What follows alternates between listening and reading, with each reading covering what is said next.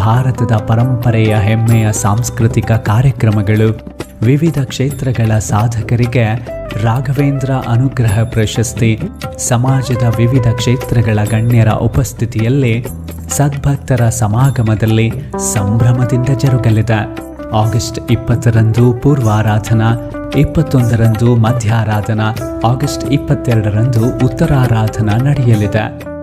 ಈ ಎಲ್ಲ ಕಾರ್ಯಕ್ರಮಗಳು ಗುರುರಾಯರ ಯತಿ ಪರಂಪರೆಯನ್ನು ಬೆಳಗುತ್ತಾ ರಾಯರ ಪ್ರೇರಣೆಯಿಂದ ನವ ಮಂತ್ರಾಲಯದ ನಿರ್ಮಾಣದ ಹರಿಕಾರರಾಗಿ ಧರ್ಮೋತ್ಥಾನವನ್ನು ಮಾಡುತ್ತಿರುವ ರಾಯರ ಭಕ್ತರ ಪಾಲಿನ ರಾಯರ ಪ್ರತಿರೂಪವಾಗಿರುವ ಮಂತ್ರಾಲಯ ಮಠದ ಪೀಠಾಧಿಪತಿಗಳಾದ ಪರಮಪೂಜ್ಯ ಸುಬುಧೇಂದ್ರ ತೀರ್ಥ ಶ್ರೀಪಾದಂಗಳವರ ಮಾರ್ಗದರ್ಶನದಲ್ಲಿ ನಡೆಯಲಿವೆ.